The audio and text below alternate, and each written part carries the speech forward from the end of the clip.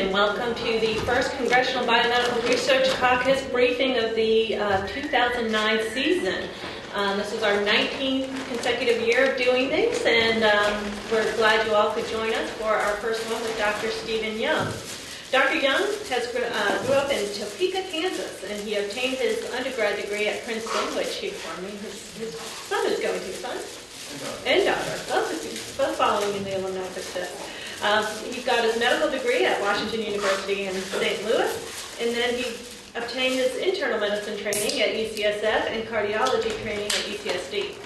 Along the way, he became an expert in using genetically modified mice for deciphering gene function. He is now a professor of medicine at the David Geffen School of Medicine at the University of California, Los Angeles. And today he will be discussing with us his cutting-edge research into the very rare genetic condition called Progeria and how his research is creating new strategies for treatment for this disease. So with that, please join me in welcoming Dr. Young.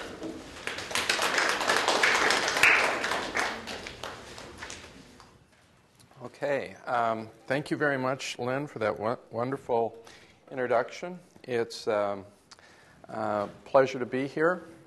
And as Lynn said, what I'm going to tell you about today is progeria, which is a very rare disease, precocious aging syndrome, and tell you about some of the progress that's been made over the past few years, and some possibilities for treating this syndrome. So progeria is a very rare disease. Probably about 1 in 5 or 10 million children have this disease. It's a genetic disease due to a spontaneous mutation in a specific gene. The children, when they're born, they appear normal, but soon they fall off their growth curve. They grow slowly. They develop their dentition is abnormal. They have a variety of skeletal abnormalities, including lytic abnormalities in the bone. So, specific portions of bones, for example, in the clavicle, sort of dissolve, and you can perhaps appreciate that in this foreshortened clavicle here. They lose their hair. They have reduced subcutaneous fat, and that accounts for the ability to see prominent veins in the skull. And then after a few years, they have an increased susceptibility to vascular occlusions that can cause heart attacks and strokes. So they have a number of features that resemble premature aging. They have a thin, wizened appearance of the skin. They have loss of hair. They have osteoporosis, and they have ultimately vascular occlusions, which are a common cause of death. And so how did we get into this? We got into it, and before I go any further, let me just say that this disease, rare disease, is caused by an abnormality in the nuclear lamina. What is the nuclear lamina? The nuclear lamina is sort of a structural scaffolding for the cell nucleus. So this is just an electron micrograph of a cell.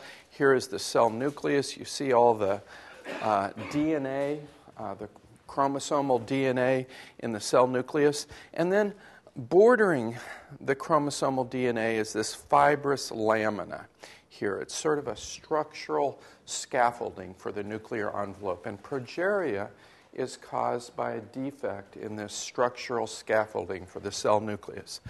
And, what's amazing is that here's this, easily visible nuclear lamina. People have known about it for 30 years, but in fact, almost nothing is known about it. And almost everything we do know about it is probably wrong. So there's a lot of room for scientific investigation here. So we started out not to work on progeria, but to understand the processing of one of the proteins that forms that nuclear lamina. And I'm not going to go through this in detail, only to say that there's one protein called lamin A, which is formed from a precursor pre-lamin A. And there's about 4 enzymatic steps in processing this protein to form lamin A, which is one of the components of that nuclear lamina. And the thing that I'll point out is that this processing involves adding a lipid molecule to the end of that protein. And this lipid molecule is an intermediate in cholesterol synthesis. It's called a farnesyltransferase. And then there are several other processing steps. And then after the cell has gone to all this trouble, this portion of the molecule is clipped off and degraded. And it's gone, leaving behind this mature lamin A. And so what I'm going to tell you about today is that progeria and these progeria syndromes can be caused by defects in the conversion of pre-lamin A to lamin A. So let's see here. So in the formation of mature lamin A, there's a last step in which this last portion of the molecule is clipped off. That's the portion that's clipped off and degraded, leaving behind mature lamin A. And that last step is due to an enzyme with a long name. I'll just call it ZMP. Okay. Now, one of the things that's possible these days, you've probably heard about it before, is you can make a mouse model of any imaginable genetic abnormality. If you can imagine it, you can make a mouse. The techniques are there. And so what we did is we made a mouse that lacked this specific enzyme. And in that mouse, there was a failure to convert this lipidated, farnesylated molecule here to mature lamin A. And it turned out that those mice had basically progeria. And this molecule here, which normally doesn't accumulate in cells, accumulated in large amounts. It was a lipidated version of this protein. Okay? And this molecule this abnormal molecule went straight to the nuclear lamina. And it caused structural abnormalities in that scaffolding. And you can see that in this picture here, because normally nuclei are nice and round and oval.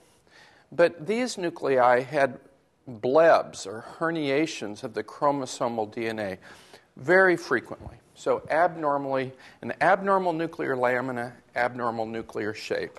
And not only that, these mice got sick. This is a CT scan of a mouse, and of a vertebral column of a mouse. And what you see is that almost every one of the ribs is fractured here. And this is just fracture callus, healing bone. So these are due to osteolytic lesions in bone. And not only that, they had small mandibles, and they had osteolytic lesions in other parts of the skull. So bony abnormalities that closely resembled progeria, and they lost their hair, they lost their subcutaneous fat, and they had a lot of the abnormalities of progeria. Now, what does this have to do with Hutchinson-Gilford Progeria syndrome, which is this rare pediatric precocious aging syndrome? Well, these children have this enzyme ZMP is completely normal in these children, but they have a related abnormality. So in ZMP deficiency, you can't do the final step to make mature lamin A, but the same thing is true in Hutchinson-Gilford for a different reason. You have a point mutation in this gene that results in a 50 amino acid deletion, okay? Now, that doesn't affect this lipidation, so that occurs normally. But what it does do is it eliminates the site where ZMP would normally cleave the protein. So it's sort of the same thing. With ZMP deficiency, you have a farnesylated or lipidated protein that can't be converted to the final product. Same thing with Hutchinson-Gilford Progeria syndrome. And so I said before, these days it's possible with genetic engineering techniques to make mice with any imaginable mutation, okay? And so we introduced this mutation into a mouse model, and we made mice that had this genetic abnormality. And so that 50 amino acid deletion shortens the protein. And you can see that here. This is just a technique where we're looking at the size of proteins. And here is the normal lamin A, mature lamin A in a normal mouse. And here is this shortened protein, which retains that farnesylated, that lipid molecule on it. And this doesn't project very well, but the cells were also abnormal. The nuclei had numerous blebs and folds, and they were misshapen. There you can see a big misshapen nucleus. So it was the same thing as ZMP deficiency, and not only that, the mice had osteolytic lesions in their bones of the skull. They had osteolytic lesions in the vertebral column, and they had a small mandible, which is a characteristic finding in children with this disease. So at this point, we made two different models of progeria in our lab. We'd made a ZMP deficient mouse and this Hutchinson-Gilford mouse, and both of them were similar in that both of them accumulated this farnesylated version of this protein, which normally is not really present in cells because it's all efficiently converted to the mature protein. So they're biochemically similar. So we wondered in a simple-minded way whether this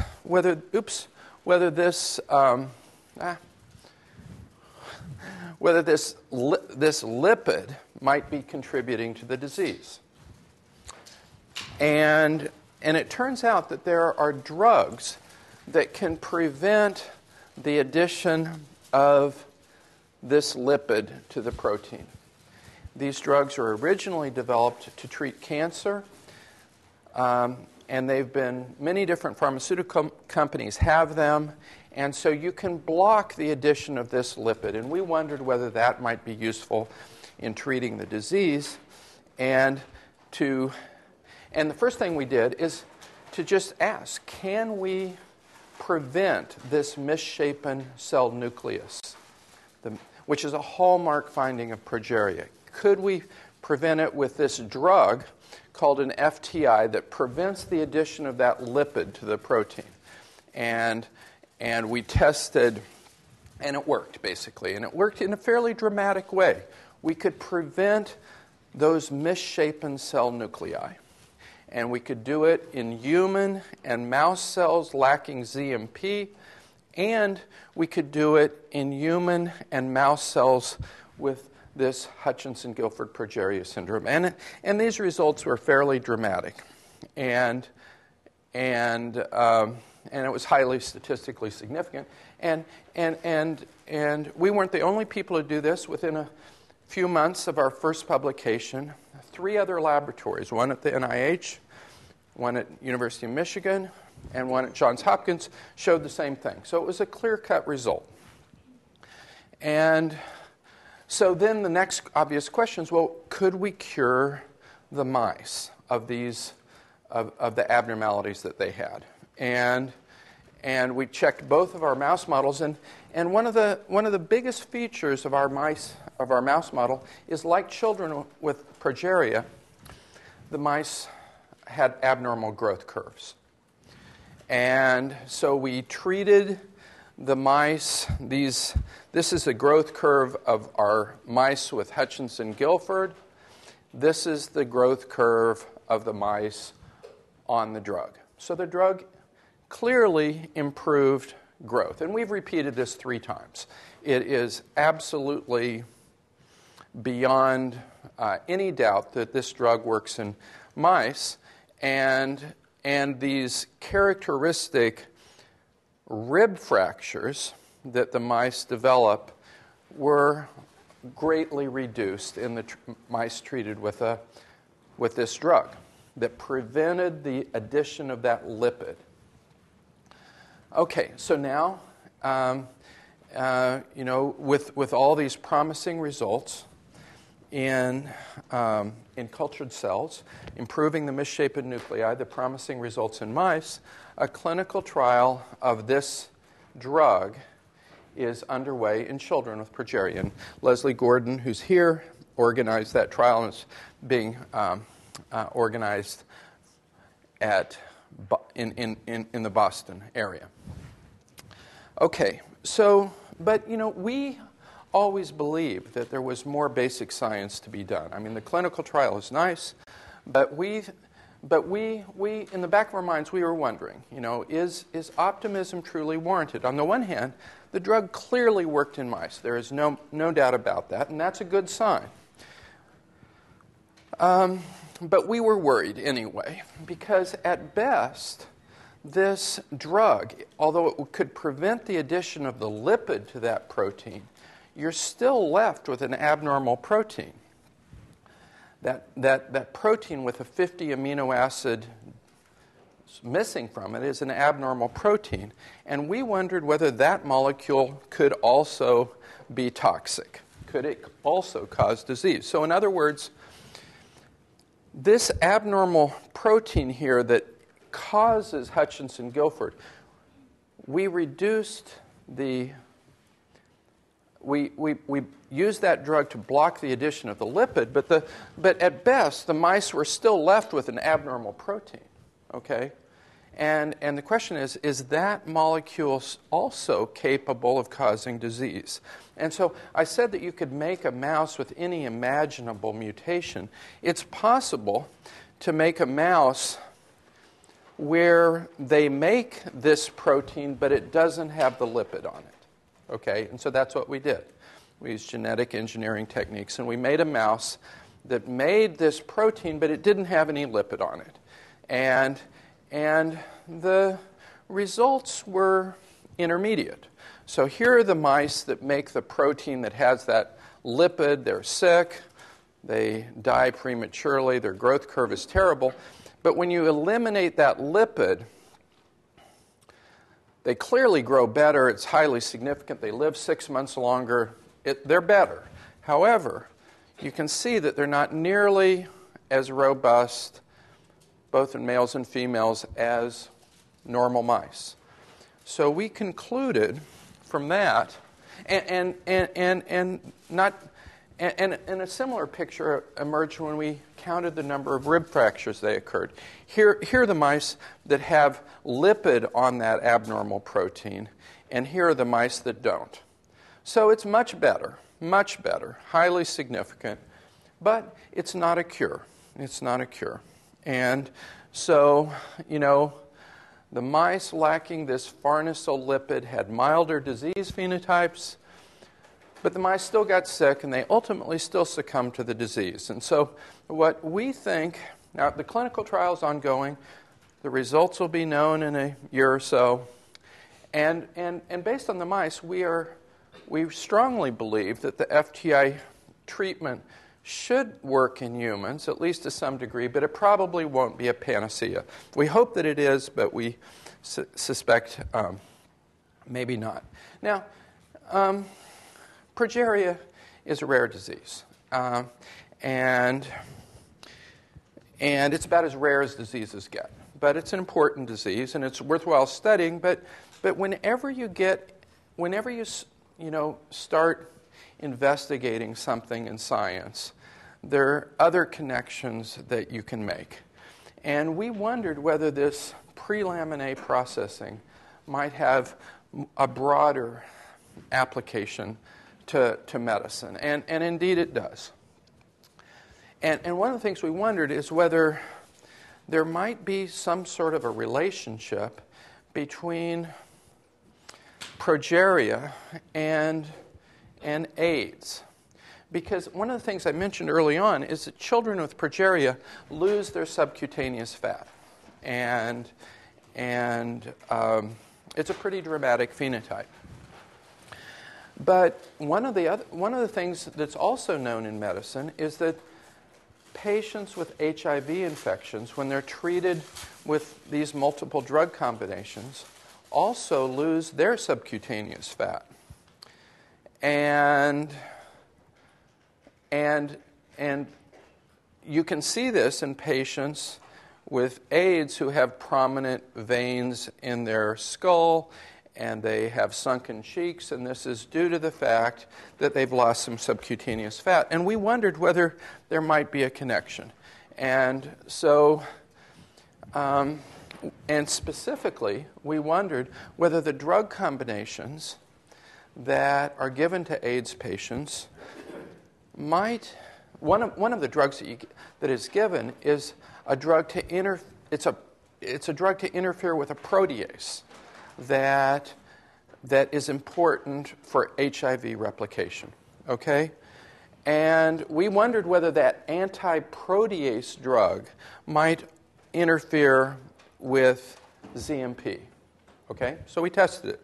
We had an assay for ZMP, and indeed, these drugs, such as lopinavir, which is a very commonly used drug for HIV, were very potent in inhibiting ZMP, the enzymatic activity of ZMP. And not only that, these drugs at therapeutic concentrations led to an accumulation of this lipidated version of pre-lamin that unequivocally causes progeria.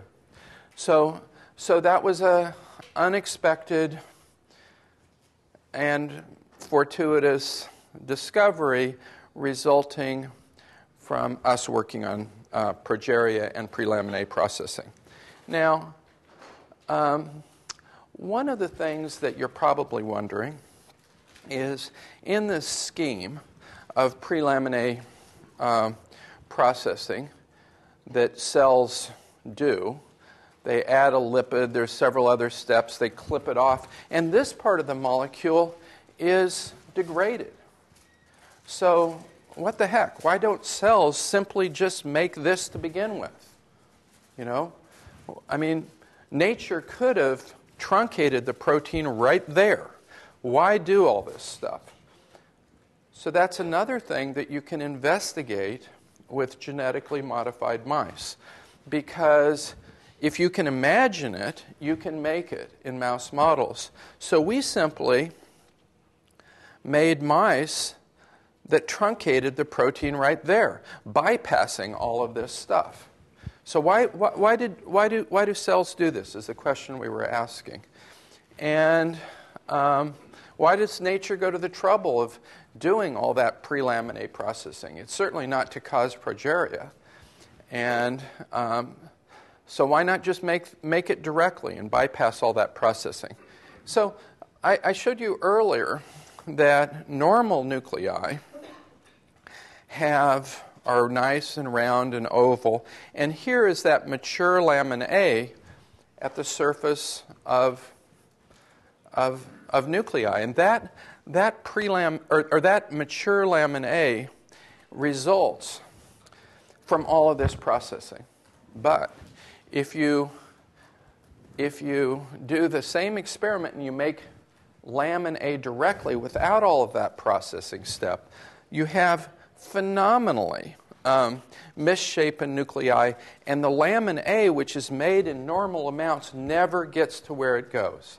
So that lipid is important for delivering lamin A to where it's supposed to go.